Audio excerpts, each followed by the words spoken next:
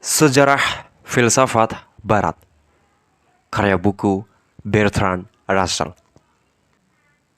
Bab 27, Kaum Epikurean. Dua mazhab baru yang menonjol dalam periode Helenistis ialah mazhab Stoa dan Epikurean. Didirikan pada zaman yang bersamaan, para pendirinya, Zeno dan Epikurus, dilahirkan pada waktu yang hampir sama dan bermukim di Athena sebagai kepala kelompoknya masing-masing dengan selisih waktu hanya beberapa tahun. Dengan demikian, kelompok manakah yang akan dibicarakan lebih dahulu hanya menyangkut soal selera. Saya akan mengawalinya dengan kaum Epikurean, sebab ajaran mereka telah disusun sebagai ajaran tetap untuk selamanya oleh pendiri mereka.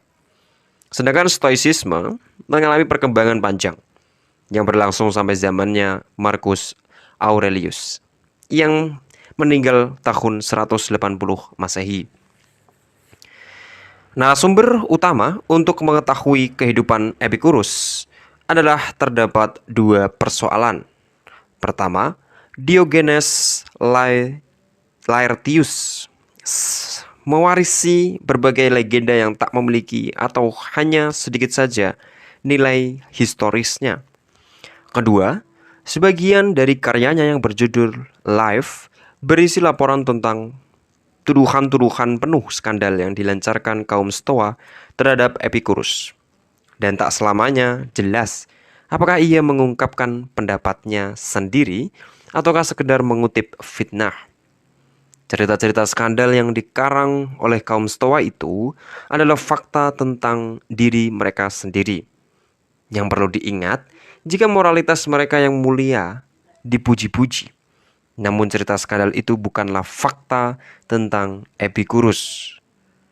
Sebagai misal, ada dongengan bahwa ibu Epikurus adalah seorang dukun yang mengenai hal itu, Diogenes mengungkapkan, mereka agaknya kaum Stoa mengatakan bahwa Epikurus sering berkeliling dari rumah ke rumah bersama ibunya untuk membaca doa-doa purifikasi serta membantu ayahnya mengajar pengetahuan dasar demi upah yang sangat sedikit.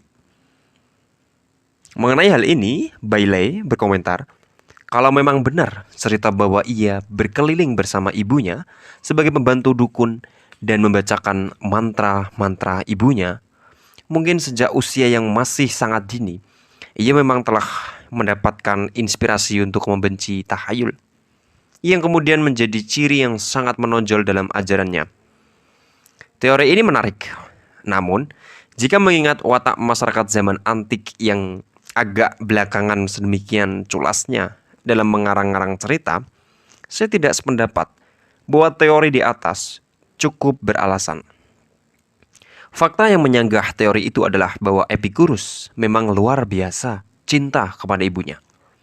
Betapapun demikian, fakta-fakta utama kehidupan Epikurus agaknya cukup pasti. Ayahnya adalah seorang warga pendatang dari Athena yang hidup miskin di Samos. Epikurus dilahirkan pada tahun 342 sampai 1 sebelum Masehi. Namun tak diketahui apakah ia lahir di Samos ataukah di Attika. Akan tetapi, ia melewatkan masa remajanya di Samos. Ia menyatakan bahwa ia mulai mempelajari filsafat pada umur 14 tahun. Pada usia 18, sekitar saat meninggalnya Alexander, ia pergi ke Athena tampaknya untuk mengesahkan kewarganegaraannya. Namun ketika ia pergi ke Athena, itu masyarakat pendatang dari Athena diusir keluar dari Samos. 322 sebelum Masehi. Keluarga Epikurus menjadi pengungsi di Asia Kecil, di mana Epikurus berkumpul kembali dengan mereka. Di Taos, apakah pada masa ini atau mungkin lebih awal, ia diajar filsafat oleh seorang bernama Nausipanes yang agaknya adalah seorang pengikut Demokritus. Walaupun filsafat Epikurus yang telah matang lebih banyak bersumber dari pandangan Demokritus ketimbang filsuf lain manapun, Ia senantiasa memperlihatkan sikap yang melecehkan Nausipanes yang ia sindir dengan julukan si kerang. Pada tahun 311 sebelum Masehi, ia mendirikan sekolahnya. Pertama-tama di Mitilene, kemudian di Lampsacus, dan sejak tahun 307 sebelum Masehi dan seterusnya di Athena, di mana ia meninggal pada tahun 270 sampai 1 sebelum Masehi. Sesudah menjalani tahun-tahun sulit di masa mudanya, kehidupannya di Athena cukup tenang dan hanya terganggu oleh kesehatannya yang buruk. Ia memiliki rumah dan taman yang agaknya terpisah dari rumah. Dan di taman itulah dia mengajar. Ketika saudaranya serta beberapa orang lainnya menjadi anggota sekolah itu sejak awal, namun di Athena, anggota komunitasnya meningkat. Yang bukan hanya terdiri dari para siswa filsafat, namun juga sahabat-sahabat dan anak-anak mereka, para budak dan hetairae. Kelompok yang terakhir itu sering dijadikan sasaran cerita skandal oleh musuh-musuhnya. Tetapi tampaknya cerita itu tidak benar. Epikurus memiliki kemampuan luar biasa untuk membina persahabatan antar sesama manusia secara tulus. Dan suka menulis surat yang menyenangkan kepada anak-anak dari anggota komunitasnya. Dalam berperilaku, ia tidak menunjukkan sikap bermartabat dan serius, sebagaimana lazimnya terjadi pada para filsuf kuno. Nada surat-suratnya sangat wajar dan tidak dibuat-buat. Kehidupan komunitas itu sangat sederhana, dan sebagian karena prinsip mereka, dan sebagian lagi bisa dipastikan karena keterbatasan dana. Makanan dan minuman mereka terutama adalah roti dan air, yang menurut Epikurus terasa sangat memuaskan. Tubuhku merasakan kenikmatan, ujarnya, ketika aku hidup hanya dengan roti dan air, dan kunistakan berbagai kesenangan serba mewah.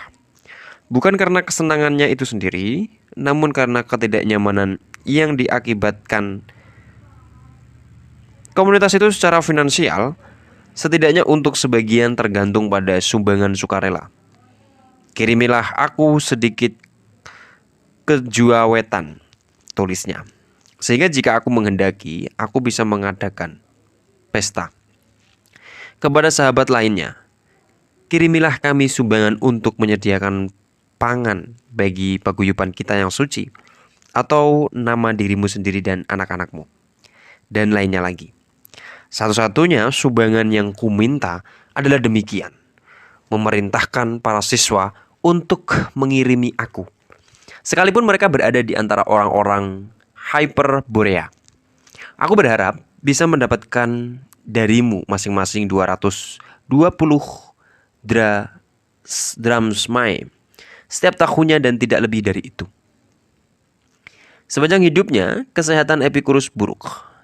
Namun ia belajar bersih tahan dengan amat tabah. Adalah Epikurus dan bukan orang Stoa yang pertama kali menyatakan bahwa manusia bisa berbahagia di tengah penderitaan. Dua surat yang pernah ia tulis, yang satu ditulis beberapa hari menjelang kematiannya dan satunya lagi pada hari kematiannya, bisa menunjukkan bahwa memang benar berpendapat demikian. Yang pertama menyebutkan 7 hari sebelum menulis surat ini, ketakberdayaanku menjadi sempurna dan aku menanggung rasa sakit yang mestinya akan mengantar manusia menuju hari terakhirnya. Jika sesuatu terjadi padaku, bersediakah engkau merawat anak-anak Metrodorus selama 4 atau 5 tahun? Namun tak perlu kau membelanjakan bagi mereka lebih dari apa yang kini kau belanjakan bagi diriku. Surat kedua menyebutkan, pada hari yang sangat membahagiakan dalam hidup ini, saat aku berada di ambang maut, aku tulis surat ini untukmu. Penyakit yang menimpa kandung kemih dan perut sedang kambuh. Tak kurang parahnya dari biasanya, namun berkebalikan dari semuanya ini adalah timbulnya kebahagiaan dalam hatiku karena teringat percakapanku denganmu. Seperti yang bisa kuharapkan dari pengabdianmu sejak remaja kepadaku dan kepada filsafat. Tolong rawatlah anak-anak Metrodorus. Metrodorus yang merupakan salah satu di antara murid-muridnya yang pertama telah meninggal. Di dalam wasiatnya, Epikurus menghendaki agar anak-anak Metrodorus itu dirawat.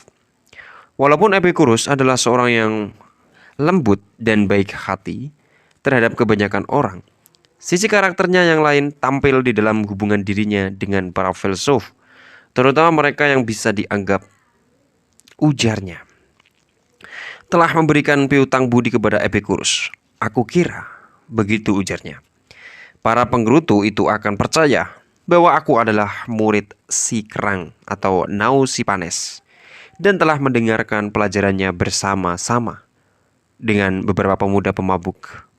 Sebab dia itu memang busyuk dan perilakunya tak mungkin bisa mengantar pada kebijaksanaan.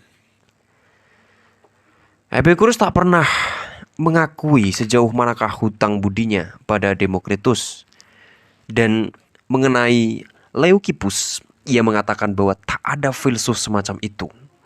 Maksudnya, tentu saja, bukannya tak ada orang demikian itu, melainkan bahwa orang tersebut bukanlah filsuf. Diogenes Laertius memberikan daftar lengkap tentang semua julukan melecehkan yang menurut dugaannya ditujukan pada kebanyakan filsuf terkemuka pendahulunya. Di samping rendahnya penghargaan terhadap para filsuf lain, muncul pula kesalahan besar lainnya, ialah dogmatisme diktatorial. Para pengikutnya wajib mempelajari semacam syahadat yang membentuk doktrin-doktrinnya, yang tidak boleh mereka persoalkan. Sampai di belakang hari pun, tak ada muridnya yang menambahkan suatu gagasan atau memodifikasinya ajarannya. Ketika 200 tahun kemudian, Lucretius mengubah filsafat Epikurus menjadi syair. Sejauh yang dapat dipastikan, ia juga menambahkan pemikiran teoritis apapun terhadap ajaran gurunya. Sejauh perbandingan bisa dilakukan, filsafat Lucretius tetap bergandengan erat dengan filsafat yang menjadi sumbernya. Dan dari sisi lain, pada umumnya dianggap bahwa karya Lucretius bisa dipakai untuk mengisi kekosongan dalam pengetahuan kita yang disebabkan oleh musnahnya karya-karya Epikurus yang berjumlah 300 buku. Di antara karya-karyanya, tak ada yang tertinggal kecuali sedikit surat, beberapa fragmen tulisan dan sebuah pernyataan tentang doktrin-doktrin utama. Filsafat Epikurus seperti semua pemikiran pada zamannya, dengan agak mengecualikan skeptisisme, terutama dibangun untuk menjaga ketentraman batin. Ia menganggap kenikmatan sebagai yang baik dan tetap menganggap teguh dengan konsisten yang luar biasa terhadap segala konsekuensi dari pandangan ini. Kenikmatan, ujarnya, adalah awal dan akhir hidup yang penuh berkah. Diogenes Laertius menyetir ucapannya dalam buku The End of Life. Aku tidak tahu bagaimana caranya mengkonsepsikan kebaikan jika aku menghindari kenikmatan lidah, menghindari kenikmatan cinta, serta kenikmatan-kenikmatan pendengaran dan penglihatan lainnya. Permulaan dan akar semua kebaikan adalah kenikmatan perut. Bahkan kebijaksanaan dan kebudayaan pun harus dikembalikan pada hal ini. Kenikmatan batin, katanya, adalah kontemplasi atas kenikmatan-kenikmatan tubuh. Satu-satunya kelebihannya dibandingkan dengan kenikmatan tubuh adalah bahwa kita bisa belajar untuk lebih banyak mengontemplasikan kenikmatan daripada penderitaan. Dan karenanya, kita lebih bisa mengendalikan kenikmatan mental daripada kenikmatan jasmani. Keutamaan, jika tidak diartikan sebagai prudensi untuk mengejar kenikmatan, hanyalah istilah tanpa arti. Keadilan, umpamanya, terwujud dalam cara bertindak yang sedemikian rupa, sehingga tidak perlu khawatir terhadap ketidaksenangan orang lain. Suatu pandangan yang mengarah pada doktrin tentang asal-usul masyarakat yang bukannya tidak mirip dengan teori kontrak sosial. Epicurus tidak sependapat dengan para hedonis pendahulunya dalam membedakan antara kenikmatan aktif dan pasif, atau kenikmatan dinamis dan statis. Kenikmatan dinamis terdapat dalam tercapainya tujuan yang diinginkan. Keinginan sebelumnya itu disertai penderitaan. Kenikmatan statis terdapat dalam keadaan equilibrium yang tercipta dari adanya semacam keadaan yang diinginkan jika keadaan itu tidak terjadi. Saya kira kita bisa mengatakan bahwa pemuasan rasa lapar ketika upaya untuk memuaskan itu masih berlangsung merupakan kenikmatan dinamis. Namun keadaan tenang yang lantas timbul ketika rasa lapar itu telah sepenuhnya terpuaskan adalah kenikmatan statis. Di antara dua jenis kenikmatan itu, Epicurus berpendapat bahwa lebih bijaksana jika mengejar jenis yang kedua, sebab lebih murni dan tidak tergantung pada adanya penderitaan sebagai perangsang munculnya keinginan. Ketika jasmani berada dalam keadaan equilibrium, tidak ada penderitaan. Oleh sebab itu, kita hendaknya lebih banyak berusaha mencapai equilibrium dan kenikmatan-kenikmatan yang tenang daripada kesenangan-kesenangan yang lebih kasar. Sekiranya dimungkinkan, Epicurus agaknya berharap untuk selalu berada dalam keadaan seperti ketika orang baru saja menyelesaikan makan secara cukupan saja, dan bukan seperti orang yang nafsu makannya sedang meluap-luap. Dengan demikian, di dalam praktiknya, ia terarahkan untuk lebih menekankan tiadanya penderitaan ketimbang adanya kenikmatan sebagai tujuan manusia yang bijaksana. Perut boleh jadi merupakan akar dari segala sesuatu, namun penderitaan yang diakibatkan oleh sakit perut lebih berat daripada kenikmatan yang dihasilkan dari kerakusan. Oleh sebab itu, Epicurus hidup hanya dengan makan roti serta sedikit keju pada saat-saat pesta. Berbagai keinginan untuk mencari kekayaan dan kehormatan adalah kehendak yang sia-sia. Sebab keinginan demikian menyebabkan manusia gelisah justru ketika keinginan itu terpenuhi. Kebaikan yang tertinggi di antara semuanya adalah prudensi. Ini adalah sikap yang bahkan lebih mulia daripada filsafat. Filsafat dalam pandangannya adalah sistem praktis yang disusun untuk menjamin hidup yang bahagia. Filsafat itu hanya memerlukan tingkat pengetahuan awam, bukan logika atau matematika atau pendidikan rumit apapun seperti yang diuraikan Plato. Ia menganjurkan murid dan sahabat mudanya, Pitodeus, untuk menghindari segala macam kebudayaan. Ini adalah konsekuensi wajar dari doktrinnya yang menganjurkan penjauhan diri dari kehidupan publik. Sebab seorang manusia yang berhasil meraih kekuasaan sesungguhnya, ia pun menambah jumlah orang yang dengki padanya. Dan karena itu, ingin mencelakakan dirinya. Bahkan kalaupun bisa terhindar dari nasib sial, kedamaian batin mustahil terwujud dalam situasi demikian. Manusia bijaksana akan berusaha untuk hidup secara tak menonjol, sehingga ia pun tak memiliki musuh. Percintaan seksual sebagai salah satu kenikmatan yang paling dinamis sudah barang tentu termasuk larangan hubungan seksual, ujar sang filsuf. Tak pernah mengandung kebaikan bagi manusia dan sudah beruntung jika perbuatan itu tidak mencelakainya. Ia sayang terhadap anak-anak dari orang lain, namun untuk memuaskan nalurinya, ini ia harus tergantung pada ketidakpeduliannya orang lain terhadap anjurannya. Pada kenyataannya, sifat yang menyayangi anak-anak justru bertentangan dengan ketetapannya sendiri. Sebab ia menganggap perkawinan dan anak-anak akan mengganggu upaya mengejar sesuatu yang lebih serius.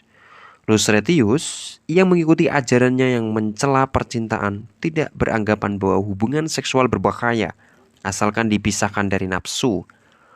Menurut Epicurus, Kenikmatan sosial paling aman adalah persahabatan. Seperti Bentham, Epicurus adalah orang yang beranggapan bahwa semua manusia senantiasa hanya mengejar kenikmatannya sendiri. Kadang-kadang dengan cara yang bijaksana, kadang secara tak bijaksana. Namun lagi-lagi, seperti Bentham, ia senantiasa tergiring oleh sifatnya sendiri yang baik hati dan welas asih menuju perilaku mulia yang berdasarkan teorinya sendiri. Sebenarnya harus ia hindari. Ia jelas menyayangi sahabat-sahabatnya tanpa memandang apa yang bisa dia dapatkan dari mereka. Namun ia yakinkan dirinya sendiri bahwa ia adalah seorang yang mementingkan diri sendiri, sebagaimana yang dikatakan dalam filsafatnya, bahwa demikianlah sifat semua manusia. Menurut Cicero, ia berpendapat bahwa persahabatan tak dapat dipisahkan dari kenikmatan, dan oleh sebab itu harus dikembangkan. Karena tanpa hal tersebut, kita tak dapat hidup dalam keamanan dan terjauhkan dari kecemasan. Tak pula bisa merasakan kenikmatan. Akan tetapi kadangkala bisa dikatakan ia melupakan teori-teorinya. Semua persahabatan pada dirinya sendiri memang dikehendaki. Ujarnya sembari menambahkan, kendati persahabatan itu muncul dari kebutuhan akan bantuan.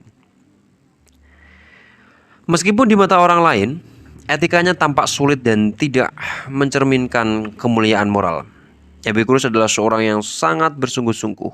Seperti telah kita simak, ia menyebut komunitas di tamannya sebagai paguyuban kita yang suci. Ia menulis buku On Holiness. Ia memiliki semangat utuh sebagai seorang pembaharu agama.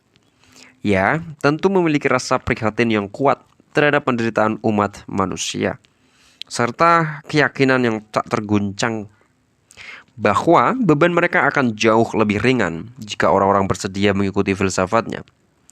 Ini adalah filsafatnya orang yang sakit-sakitan, yang disusun agar sesuai bagi dunia, di mana kebahagiaan yang syarat petualangan telah sulit dirasakan. Sedikit makan sebab khawatir sakit lambung, sedikit minum sebab cemas akan hari esok. Menjauhi politik, percintaan, dan segala kegiatan yang terlampau bergairah. Jangan mengikatkan diri pada perkawinan dan memiliki anak di dalam kehidupan batinmu. Ajarilah dirimu untuk lebih banyak merenungkan kenikmatan daripada penderitaan. Derita jasmani tentu saja adalah sesuatu yang amat buruk. Namun jika sangat parah, maka ia tak akan berlangsung lama. Dan jika berlarut-larut, ia dapat ditahan dengan disiplin mental serta kebiasaan untuk selalu memikirkan sesuatu hal yang menyenangkan, walaupun nyatanya menanggung derita. Dan terpenting, hiduplah sedemikian rupa sehingga terhindar dari kecemasan. Berangkat dari masalah untuk menghindari kecemasan itulah Epicurus terarah menuju filsafat teoritis. Ia berpendapat bahwa dua sumber utama kecemasan adalah agama dan rasa takut akan kematian yang saling berkaitan. Sebab agama mengajukan pandangan bahwa orang yang mati tak mendapat kebahagiaan. Karena itulah ia mengupayakan suatu metafisika yang mampu membuktikan bahwa para dewa tidak turut campur dalam urusan-urusan manusia, dan bahwa jiwa akan musnah bersama tubuh. Kebanyakan orang modern memandang agama sebagai pelipur. Namun bagi Epicurus justru sebaliknya. Campur tangan kekuasaan supernatural terhadap jalannya kehidupan baginya tampak sebagai sumber teror. Sedangkan keyakinan akan immortalitas berdampak memadamkan harapan akan terbebaskannya diri dari penderitaan. Berdasarkan hal itu, ia menyusun doktrin rinci yang dirancang untuk membebaskan manusia dari keyakinan-keyakinan yang membangkitkan kecemasan. Epicurus adalah seorang materialis, namun bukan determinis. Ia mengikuti Demokritus dalam meyakini bahwa dunia terdiri dari atom-atom dan ruang hampa. Namun tidak seperti Demokritus. Ia tak meyakini bahwa atom-atom senantiasa dikendalikan sepenuhnya oleh hukum alam. Seperti telah kita simak, konsepsi tentang keniscayaan di Yunani berakar pada keyakinan religius dan barangkali ia bisa dibenarkan ketika beranggapan bahwa serangan terhadap agama tak akan tuntas jika masih membiarkan keyakinan tentang keniscayaan itu tetap hidup. Dalam pandangannya, atom-atom memiliki bobot dan senantiasa bergerak jatuh bukan menuju pusat bumi, namun jatuh dalam semacam pengertian absolut. Akan tetapi, baik kini maupun nanti, suatu atom yang digerakkan oleh semacam kehendak bebas, gerakannya senantiasa agak melenceng dari jalurnya yang langsung ke bawah. Dan karenanya akan bertabrakan dengan atom lainnya. Di sini dan selanjutnya terjadinya pusaran-pusaran dan sebagainya, yang disebabkan tabrakan itu lantas berkembang dalam proses yang kebanyakan serupa dengan filsafat Demokritus. Jiwa bersifat material dan tersusun dari partikel-partikel seperti yang menyusun napas dan panas. Epicurus memandang substansi napas dan angin berbeda dengan udara. Napas dan angin bukan semata udara yang bergerak. Atom-atom jiwa menyebar ke sekujur tubuh. Sensasi disebabkan oleh film-film halus yang disebarkan oleh tubuh dan terus bergerak hingga mereka bersinggungan dengan atom-atom jiwa. Film-film itu bisa tetap ada meskipun tubuh dari mana mereka berasal telah hancur. Inilah yang menciptakan mimpi.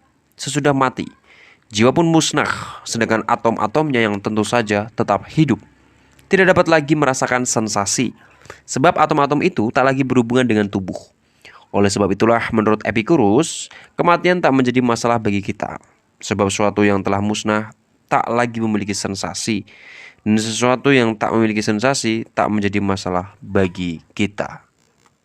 Perihal dewa-dewa, Epicurus sungguh-sungguh mempercayai keberadaan mereka, sebab ia tak dapat lain kecuali mengikuti keyakinan yang sudah begitu meluas mengenai adanya dewa-dewa. Namun ia pun percaya bahwa dewa-dewa itu tak akan merepotkan diri mereka sendiri dengan mencampuri urusan-urusan hidup manusia. Mereka adalah para hedonis rasional yang sejalan dengan ajarannya dan tak melibatkan diri dalam kehidupan publik. Penyelenggaraan pemerintahan adalah kerja yang tak ada faedahnya dan tak akan menarik bagi mereka di dalam kehidupan mereka yang telah sepenuhnya berbahagia. Tentu saja, ia pun percaya bahwa pernujuman, ramal-meramal, dan semua praktik semacam itu sepenuhnya hanyalah takhayul. Dan demikian pula keyakinan akan penyelenggaraan Tuhan. Dengan demikian, tak ada alasan bagi timbulnya rasa cemas bahwa jangan-jangan kita telah membangkitkan murka pada dewa, atau bahwa sesudah mati kita akan menanggung derita di Hades. Meskipun tunduk pada kekuatan alam yang bisa dipelajari secara ilmiah, kita tak memiliki kehendak bebas, dan dalam batas-batas tertentu kita adalah tuan bagi nasib kita sendiri. Kita tak dapat mengelak dari maut. Namun maut itu, jika dipahami secara benar, bukanlah sesuatu yang buruk. Jika kita hidup secara bijaksana, sejalan dengan petuah-petuah Epicurus, kita mungkin akan mendapatkan jalan untuk bebas dari derita. Ini hanyalah ajaran sederhana, namun bagi manusia yang terlanjur tercekam oleh derita manusia, ajaran itu sudah cukup mampu membangkitkan semangat. Epicurus tidak menaruh minat terhadap ilmu pengetahuan pada dirinya sendiri. Ia menghargainya semata-mata hanya karena ilmu pengetahuan bisa memberikan penjelasan naturalistis atas berbagai fenomena yang dalam kepercayaan takhayul dianggap bersumber dari tindakan para dewa.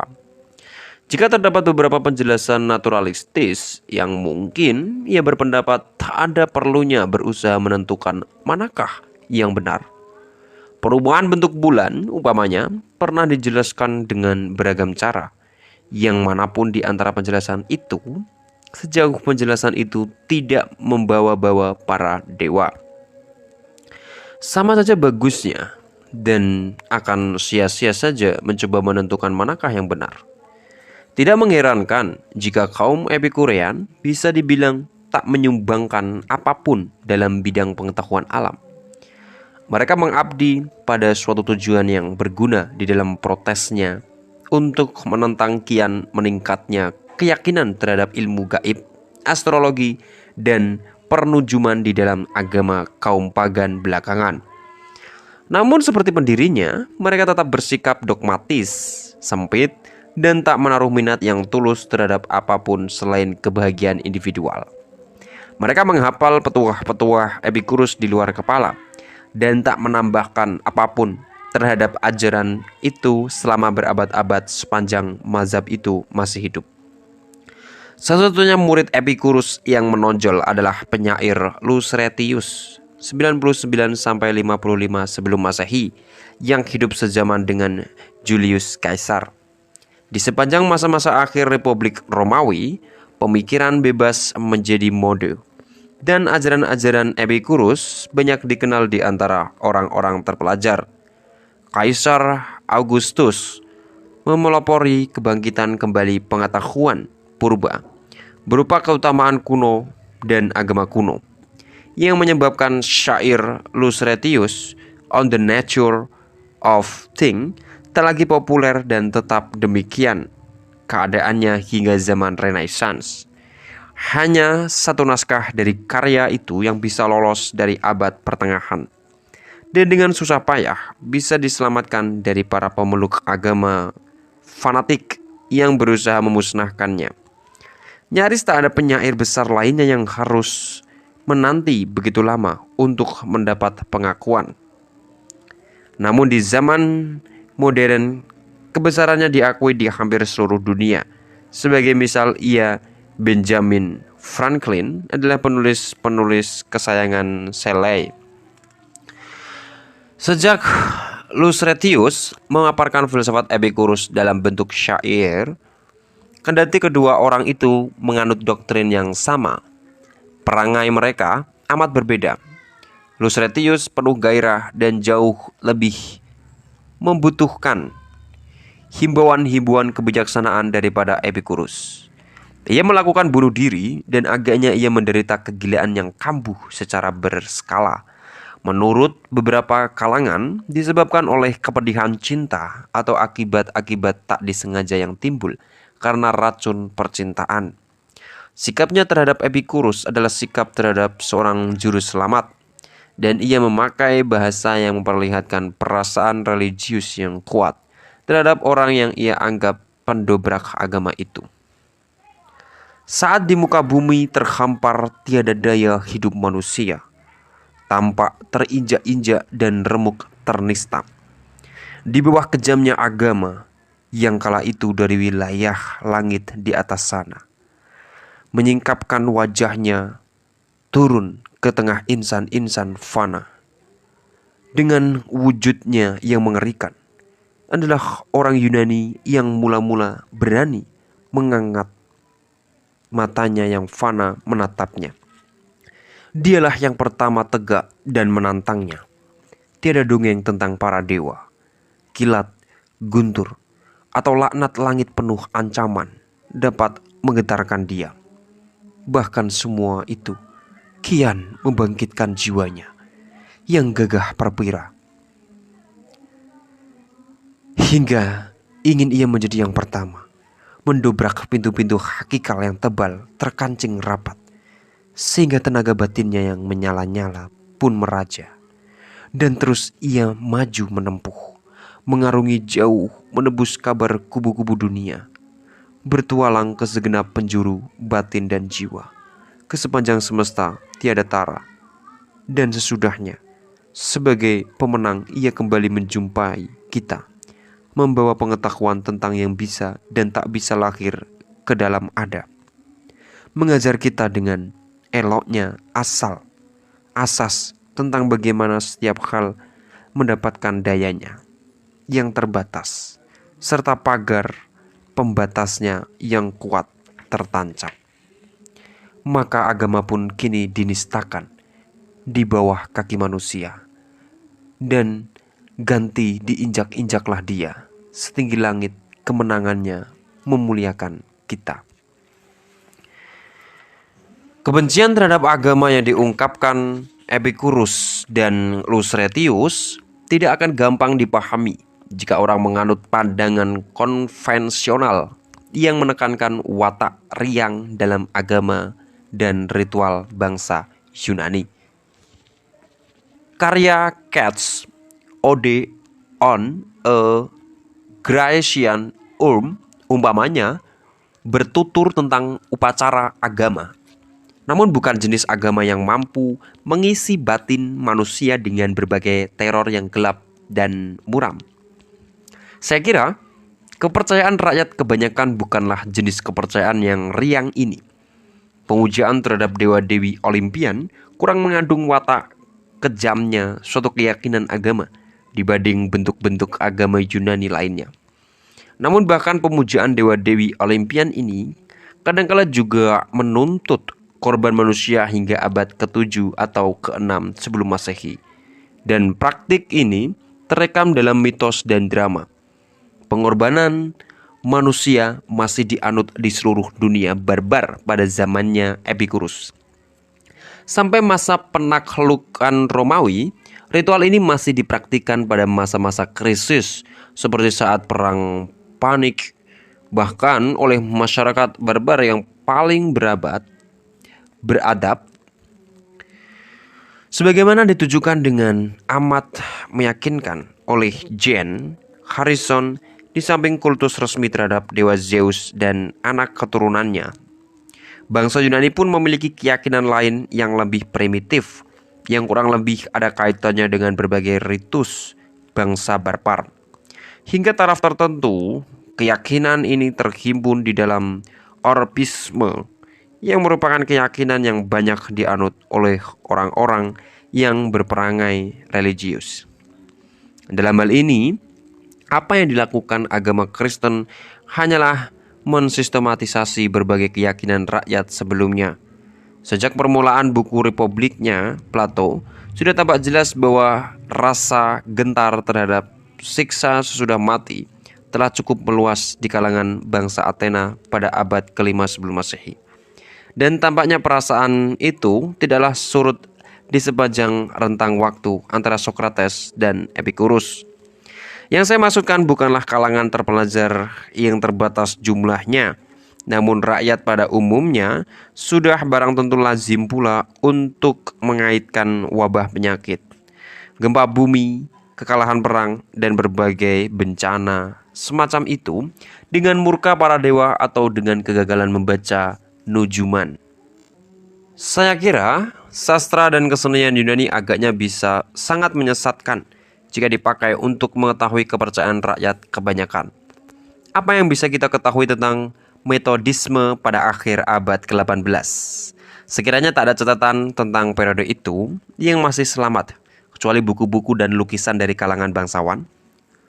Pengaruh metodisme, seperti halnya pengaruh agama pada zaman Helenistis, bangkit dari kelas bawah.